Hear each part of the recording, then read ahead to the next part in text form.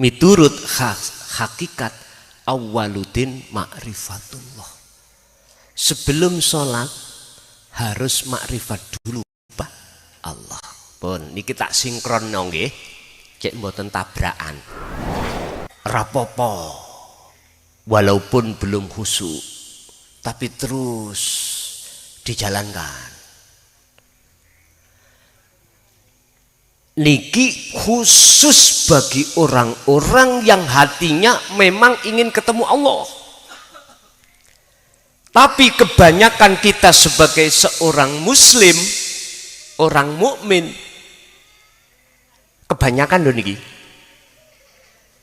kita ketika sholat nggak ada keinginan ketemu Allah. Ketemu apa? Makhluk yang berupa pahala, yang berupa walaupun hati masih sementara si kelingan selain Allah, sebab belum makrifat. Teruskan, tapi jangan berhenti jenengan di situ. Itu loh maksud saya. Terus si Gus Dur nek ngajojo ilmu syariat bloko, betul? Artinya tutuk noning tauhite, tutuk noning hakikate supaya bisa makrifat. Orang yang sudah sampai pada tingkatan makrifat atau hakikat makrifat, ngapunten, niku memang kebanyakan tidak mau berdoa, minta pada Allah. Tapi kalau ditarik ke syariat wajib berdoa. Ud'uni astajib lakum. Lah, saya mensikapi di antara dua golongan ini. Baik miturut pandangan syariat sesuai dengan kacamata syariat, dasarnya juga ada. Yo harus memohon kepada Allah, meminta berdoa, karena ngaku kalau kita sebagai hamba selalu butuh kepada Allah. Pada Allah. Cuman kebanyakan loh niki mboten ngerti sapa sing dijalui secara hati, tapi secara lesan mengucapkan Rabbana Atina atau Allahumma, nyebut nama Allah, tapi ati iku gak iso sambung menyang sejatine Allah. Justru hati kita akan sambung selalu terhadap makhluk yang berupa apa yang kita harapkan, yang kita minta.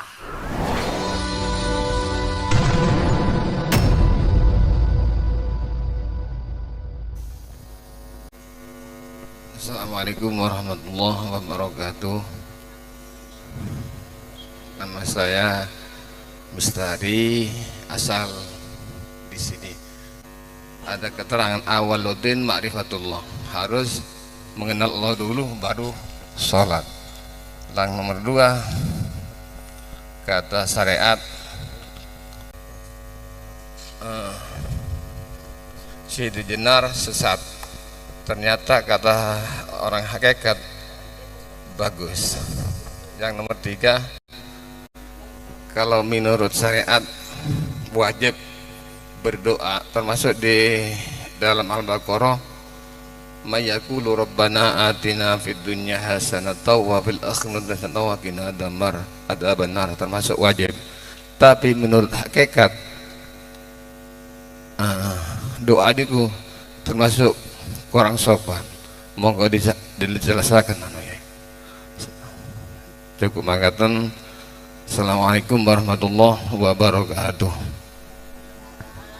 Wabarakatuh. Hafidhu ala sholawah wassolatil wusta wa qumu lillahi qanitin. Surah Al-Baqarah ayat 238. Miturut syariat, wong-wong sholat iku ra penting khusyuk apa enggak khusyuk, sing penting jalankan. Miturut hakikat awwaluddin ma'rifatullah. Sebelum sholat harus makrifat dulu Pak Allah. Pun niki tak sinkron nggih, cek mboten tabrakan. Di dalam kitab Hikam karangan Syekh Ibnu Athaillah. Niki kitab sing jumhur, Pak. Iki biasanya dibuat pedoman oleh Ahlus Sunnah wal Jamaah ketika saat meningkatkan pelajarane ke hakikat makrifat atau sering disebut ilmu tasawuf. Dawuh ngeten.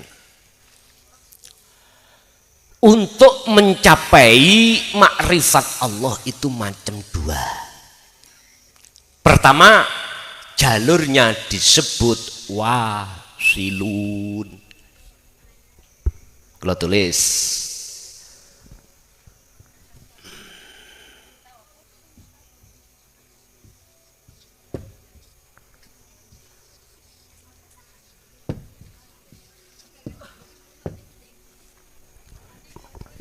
pertama, jalur wasilun, yaitu jalurnya orang-orang dari bawah ke atas. Syariat dulu, thariqah, hakikat makrifat. Rapopo, walaupun belum khusyuk, tapi terus dijalankan. Niki khusus bagi orang-orang yang hatinya memang ingin ketemu Allah. Tapi kebanyakan kita sebagai seorang muslim, orang mukmin, kebanyakan loh niki, kita ketika sholat nggak ada keinginan ketemu Allah. Ketemu apa? Makhluk yang berupa pahala, yang berupa surga. Sebab makhluk, surga dan pahala ini Allah yang menciptakan. Disebut makhluk sebab ini yang menciptakan Allah. Padahal Pak, dalam ayat lain Allah katakan wama umiru illa liya'budullaha. Orang diperintahkan terhadap kamu sekalian wahai umat manusia illa liya'budullaha, kecuali menyembah kepada siapa? Allah, bukan terhadap makhluk. Mohon maaf, niki kebanyakan kita jarang yang ketika sholat ingin berjumpa pada Allah. Sebab apa? Sebab kita belum dididik ilmu tauhid. Nah, sementara ilmu tauhidnya terkesan ditutup-tutupi.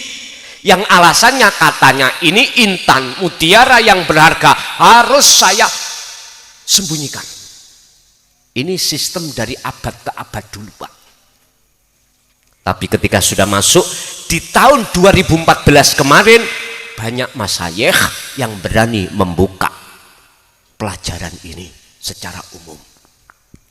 Tapi yo siap-siap dibenci, dihina dan lain sebagainya, bahkan dikatakan ajaran sesat. Contohnya saya sendiri. Saya itu mulai tahun 2000, Pak, menyampaikan tentang tauhid ini sampai sekarang. Jenengan tidak tahu kalau saya pernah dipenjara 3 tahun. Pernah. Saya itu diusir dari kampung, ditengarai. Apa yang kuajarkan itu ajaran sesat pada saat itu. Semuanya sudah kulampaui, Pak.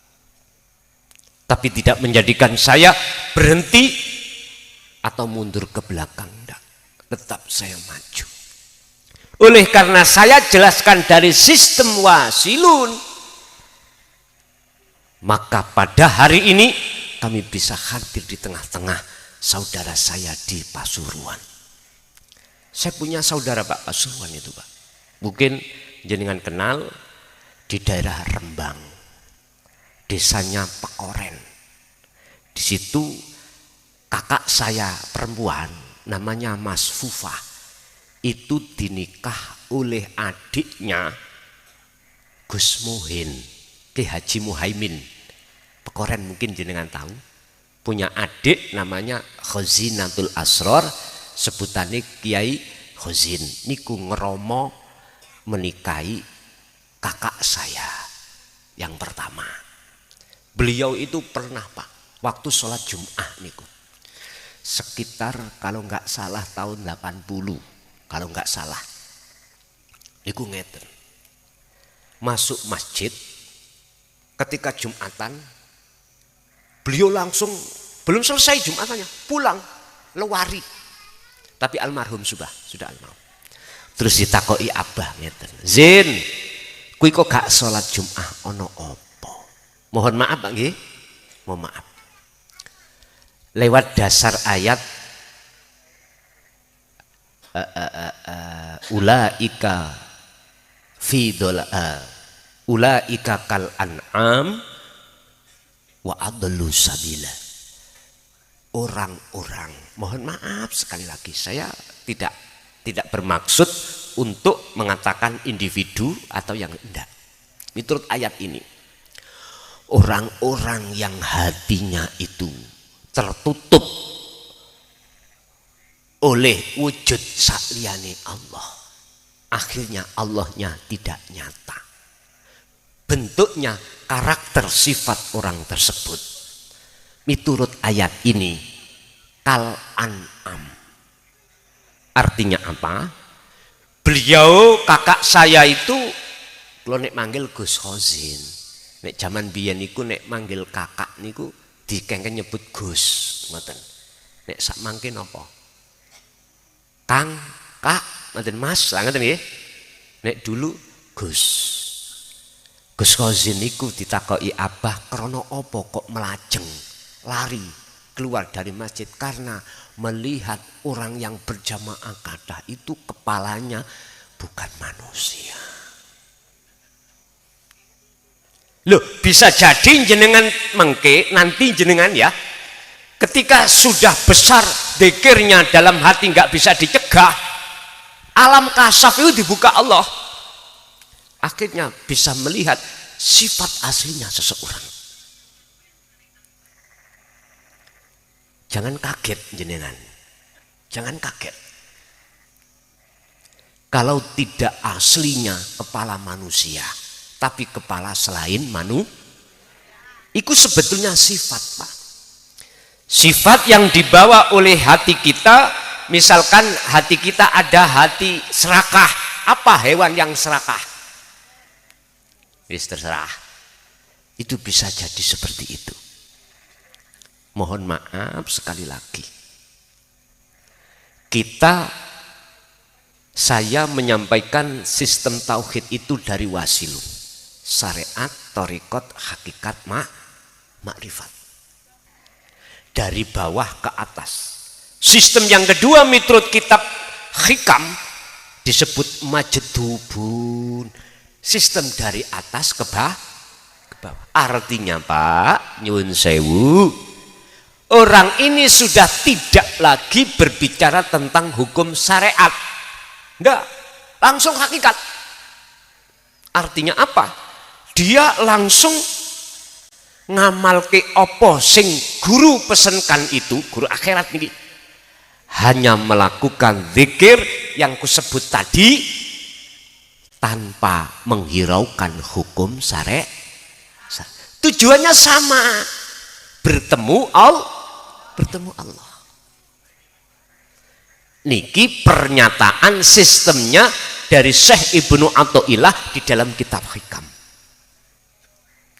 Wis, kita milih mana? Sakarso jenengan. Tapi yang jelas saya mengikuti surah Ali Imran 31. Kul in kuntum tuhibbunallaha fattabi'uni yuhibbukumullah.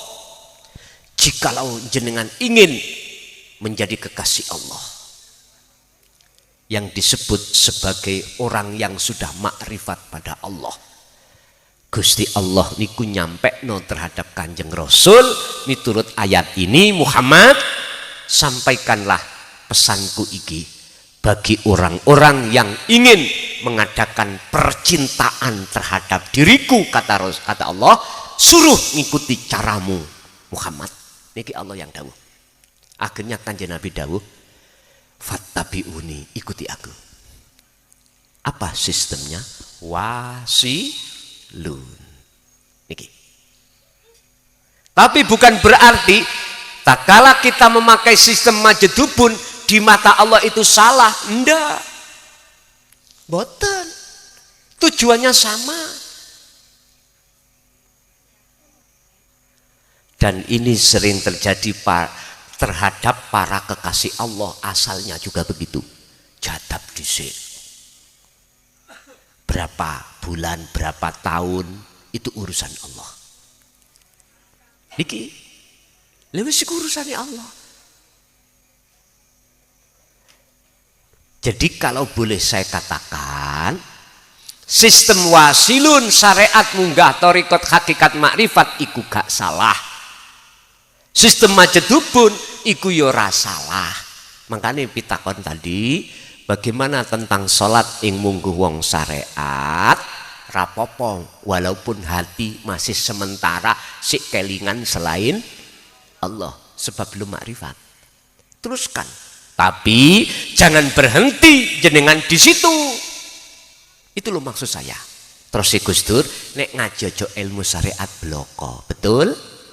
Artinya tutuk noning tauhite, tutuk noning hakikate supaya bisa makrifat. Gak apa-apa. Ini sistem wasilun. Akhirnya nanti klop ketemu di tengah-tengah sama dengan majedubun iki. Majedubun mengutamakan dulu makrifat. Setelah itu baru dia itu syariate kedandan. Contohnya di dalam kitab Kauniyah. Pak Tani nandur kacang. Niki wonten nggih Pak Tani nandur kacang? Oke, waktu nandur iku sak kulite nopo isine tok? Hanya isinya saja. Iki sistem majedubun niki. Niki sistem majedubun. Mohon maaf. Ketika Pak Tani menanam biji di tanah, nanti Pak, dalam waktu yang sudah Allah tentukan, muncullah pohonnya kacang. Terus ketika pohonnya kacang itu sudah muncul, maka biji yang kita tanam tadi carilah nggak ada. Sampai carilah nggak ada.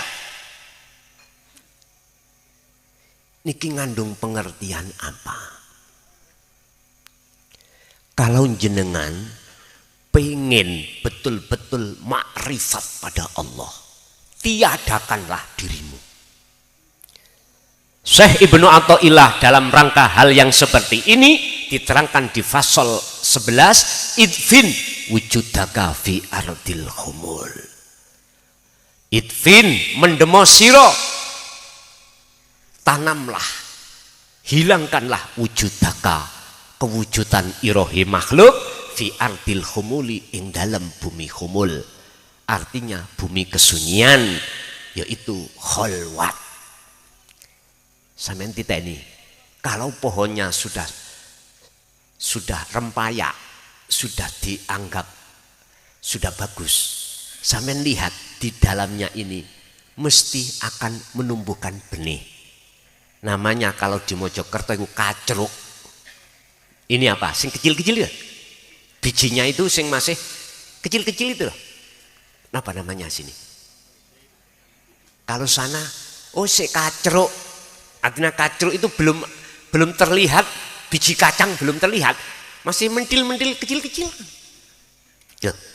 Seiring berjalannya waktu, mesti nanti akan, kalau sudah tua ya, ada biji dan kulitnya, betul? Gak mungkin biji aja, mesti ada kulitnya. Artinya apa Pak? Seiring berjalannya waktu, orang-orang zadab yang disebut majedubun, perilakunya suatu saat syariat iki kedandan. Entah apakah sebelum dia meninggal dan ataukah syariat iku terbangun sesudah dia meninggal. Wallahu a'lam. Yang punya wewenang hanyalah Allah.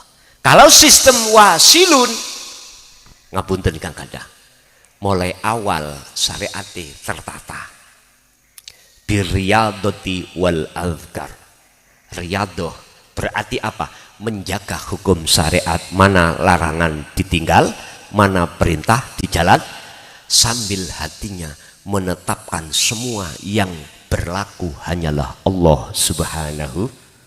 Karena zikir sir dan sirul asrar sudah menancap di dalam hati. Niki Pak. Akhirnya nanti sampailah pada ma'rifatullah. Jadi menurut kami pertanyaan yang pertama, sama benarnya, terserah, dengan catatan orang-orang syariat mau diajak ke thariqah hakikat makrifat, kecuali mereka yang duduk manis hanya di syariat saja. Mohon maaf, ini enggak aku bahas ini, boten, terkecuali ini pun satu. Nomor dua, orang yang sudah sampai pada tingkatan makrifat atau hakikat makrifat, ngapunten, niku memang kebanyakan tidak mau berdoa, minta pada Allah. Tapi kalau ditarik ke syariat wajib berdoa, ud'uni astajib lakum. Lah, saya mensikapi di antara dua golongan ini, baik miturut pandangan syariat sesuai dengan kacamata syariat, dasarnya juga ada. Ya harus memohon kepada Allah, meminta berdoa, karena ngaku kalau kita sebagai hamba selalu butuh kepada Allah. Cuman kebanyakan loh niki mboten ngerti sapa sing dijalui secara hati, tapi secara lesan mengucapkan Rabbana Atina atau Allahumma, nyebut nama Allah, tapi ati iku gak iso sambung menyang sejatine Allah. Justru hati kita akan sambung selalu terhadap makhluk yang berupa apa yang kita harapkan, yang kita minta, dengan bentuk ngarep-ngarep dan lekas teko hasile maksud. Betul? Padahal jenengan kok teliti dengan ayat ini, ud'uni niki lho, nek teliti lho ya, menawi teliti, ud'uni astajib lakum. Kalau jenengan paham sak temene ayat ini baik secara maknawiyahnya, betul kan ngeten, ud'uni njaluka sira kabeh ni ing ingsun. Di sini ada ya mutakalim, artinya ya yang menunjukkan wahdah, keesaan Allah. Artinya apa? Sebelum panjenengan iki meminta sesuatu kepada Allah, jenengan wajib makrifat dulu nang Allah, bertemu. Nggak boleh hati ini mengharapkan datangnya apa yang kita minta, sementara satu sisi kita mencampakkan Allah. Sama halnya dengan gini Pak, Yun Sewu, kita punya tetangga kita punya mangga, kita nggak punya. Kita ingin mendapatkan mangga, apakah kita ambil mangganya dulu tanpa ngomong sama yang punya mangga, ataukah kita sowan ketemu yang mangga dulu kemudian memohon, Pak D, saya minta mangganya, cara jenengan pilih yang mana? Ayo, yang benar harus bertemu yang memiliki mangga. Supaya apa? Supaya tidak dikatain maling. Nomor maling pinten? Pinten? 16. Kula mboten paham ngoten niku. Umpama jenengan langsung ngambil menek, atau kita ambil langsung tanpa izin dulu. Terus yang memiliki Pak D kita tadi, tetangga kita, tahu, bilang apa? Maling. Lah ngoten nggih? Oh, ini lo diatur, Pak. Mestinya kita sebelum Allahumma, hati itu harus meniadakan keakuan kita. sebagai makhluk. Berarti menemui Allah wujudnya baik yang ada di dalam dan di luar jenengan kali kula, sebab Allah itu tidak jauh dari kita. Huwal awwalu wal akhiru wadz-dzahiru wal batinu. Wujude Allah iku ya ning jero ya ning jaba jenengan kali kula niki. Nggih niki lho Pak. Pak, Bu. Niki. Paham? Oke. Wajib. Kalau itu sudah jenengan lakukan, maka jawabnya iki janji Allah, astajib. Bakal saya kabulkan permintaanmu lakum sira kabeh. Astajib mongko bakal nyembadani sapa ingsun Allah lakum terhadap apa yang kau minta. Lho iki jaminan. Nah, sedangkan kebanyakan kita itu tidak mau menemui Allah dulu, makrifat dulu. Ini kebanyakan. Bapak Ibu hadirin rahimakumullah, apabila jenengan menemui Allah dulu, maka doa itu boleh dilakukan. Secara hakikat orang-orang yang sudah mencapai makrifat pada Allah, mengapa kebanyakan itu nggak mau berdoa? Karena beliau itu khawatir ngatur Allah. Yang kedua, malu karena segala apa yang Allah berikan, contoh nafas itu tidak bisa diukur dengan rupiah Pak. Dia hanya bersyukur toh. Alhamdulillah. Matur suwun bahasa sami, matur suwun, hanya matur suwun tok. Alhamdulillah, sudah nggak berani Allahumma. Ya jangan disalahkan, karena dia mengambil hukum hati-hati, khawatir ngatur Allah, sebab aslinya sing diatur iku makhluk, sing ngatur Allah, bukan Allah yang diatur, kita makhluk yang mengatur. Inilah adab tata krama, akhlak seorang yang sudah mencapai tingkatan makrifat itu. Yang ketiga terakhir, yang ketiga alasannya, dia sudah tidak lagi membutuhkan kesenangan dunia, yang dia butuhkan hanyalah kesenangan alam akhirat. Apabila ada seorang yang seperti ini dan bersikap seperti ini, benar di mata Allah, tapi di mata manusia kadang-kadang dianggap sombong, kaya wong gak butuh. Lah ngoten iki. Wis Pak, urusan masalah yang seperti ini apa kata Allah? Yang penting jenengan wis walaupun belum makrifat, tolong jogonen hukum syariat sambil hati sampean berzikir. Paham nggih? Iku bagi yang menjalani lewat sistem wasilun. Jikalau kata Rasul, betul-betul kau mengikuti caraku, yuhibbukumullah, yuhib mongko bakal ndadekake kekasih kum ing sira kabeh sapa Allahu Gusti Allah. Gusti Allah iku akan menjadikan jenengan kali kula sebagai kekasihnya. Alhamdulillah. Wa yaghfir lakum dzunubakum, dan semua kesalahan dosa jasmani, dosa yang pernah kita lakukan secara jasmani, mau limo katakanlah, dan dosa rohani yaitu syirik, baik syirik jali maupun syirik khafi, ketika sudah dinyatakan Allah sebagai kekasihnya, maka wa yaghfir lakum dzunubakum, di ngapura dening Gusti. Gusti Allah sudah memberikan jalan yang terbaik, baik di dunia hasanah, wafil akhirati hasanah. Urusan semuanya ku kembalikan terhadap jenengan, mau seperti ini atau tidak, monggo kerso.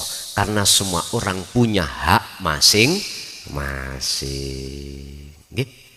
Masih ada? Monggo.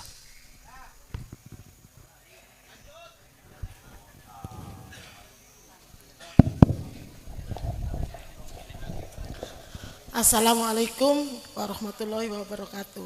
Saya Erna dari Triwung, Grati, Pasuruan. Yang saya tanyakan mungkin melenceng dari makola ya. Ketika kita bertajalli, kan kalau melakukan apa-apa sebelum melakukan itu kan kita harus bertajalli dulu.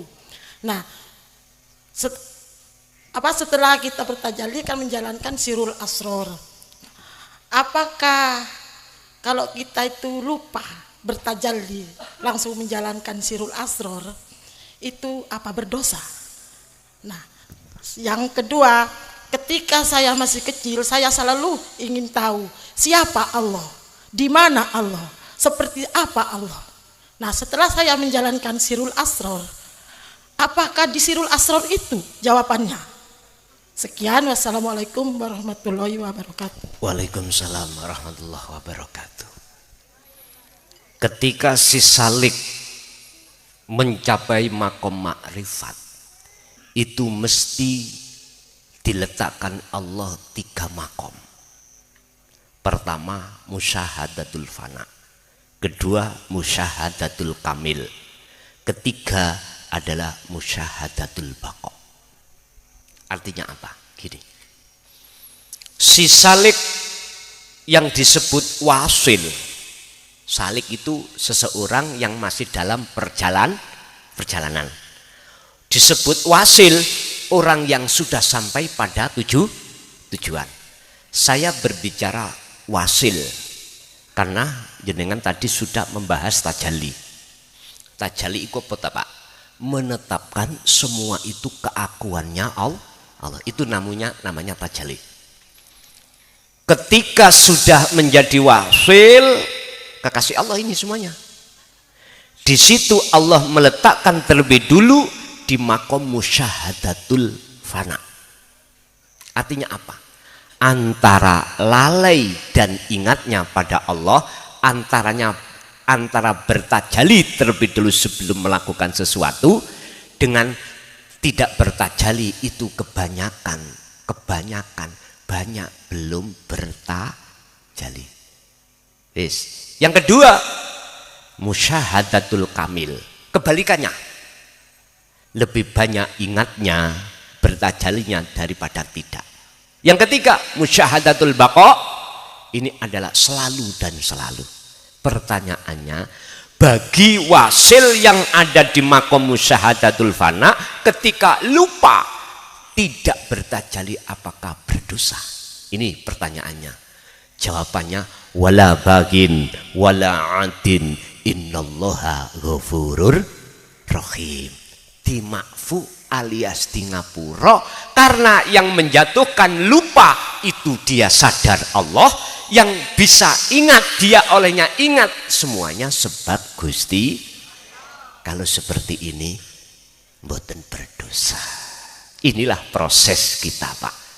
Ketika si wasil musyahadatul fana terus olehnya melatih dzikirnya, tajallinya, maka dipindah Allah kelas 2 dipindah kelas 3 pun.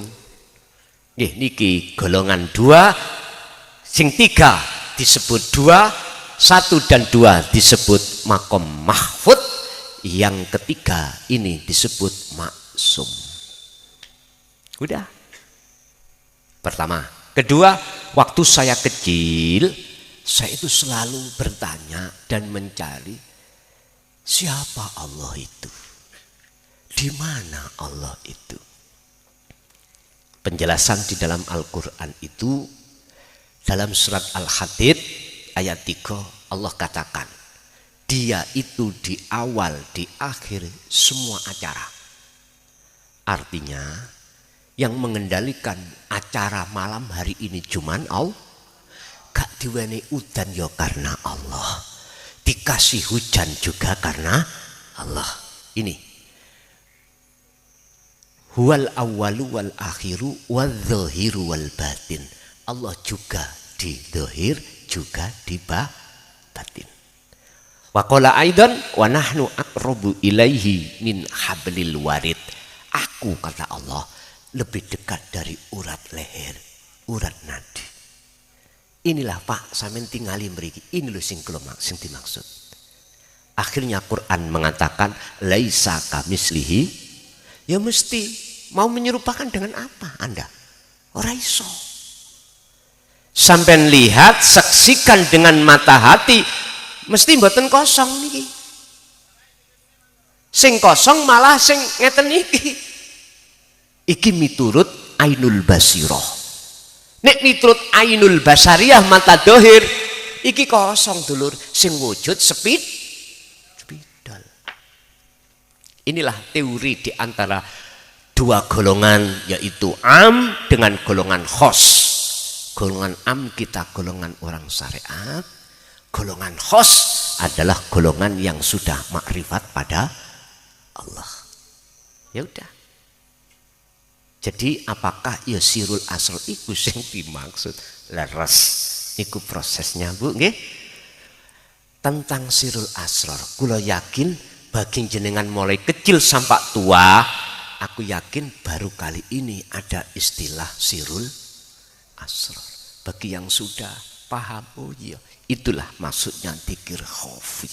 Halus, yang tidak bersuara, bila suarin, wa kalamin, wa lafdin, wa ismin, wa sifatin.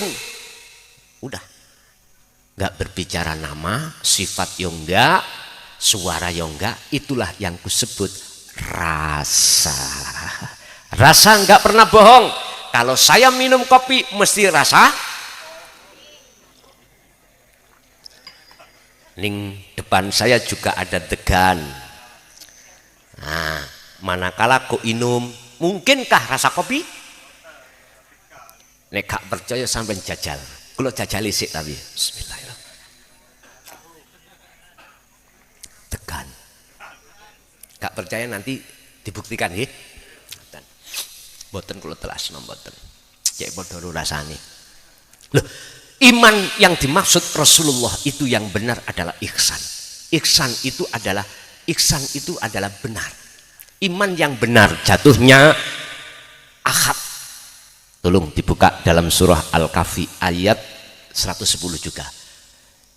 Beliau itu disuruh Allah dawuh. Dawuh ngeten. Kul innama ana basyarum mithlukum. Muhammad katakan hal ini. Apa yang dikatakan? Beliau berkata, innama ana, sesungguhnya aku, kata Rasul, iku basarum mislukum, sama dengan kamu, manusia. Artinya dalam ayat ini sarahnya adalah jangan pernah kau memuji bahkan menyembah padaku Muhammad, tapi sembahlah siapa yang aku sembah, pujalah siapa yang aku puja. Puja itu puji, sembah pada siapa? Alhamdulillah utawi sekabeh pujalan puji iku lillahi mung kagungane Gusti iki Rasulullah. Rasulullah mengajarkan seperti ini. Allah yang bagaimana yang jenengan puji ya Rasul, ilahukum ilahu wahid. Itulah Tuhanmu sekalian, Tuhan yang Maha Esa. Ya niki makanya keesakanlah Allah itu. Jalani lewat ilmu tauhid. Jelas nggih? Oke. Bon Bapak Ibu hadirin rahimakumullah. Apa yang pada malam hari ini Allah berikan ilmu itu. Semoga dados ilmu ingkang manfaat. Terus jenengan kali kula estu di akhir hayat klebu golongan husnul khotimah. Lahumul Fatihah.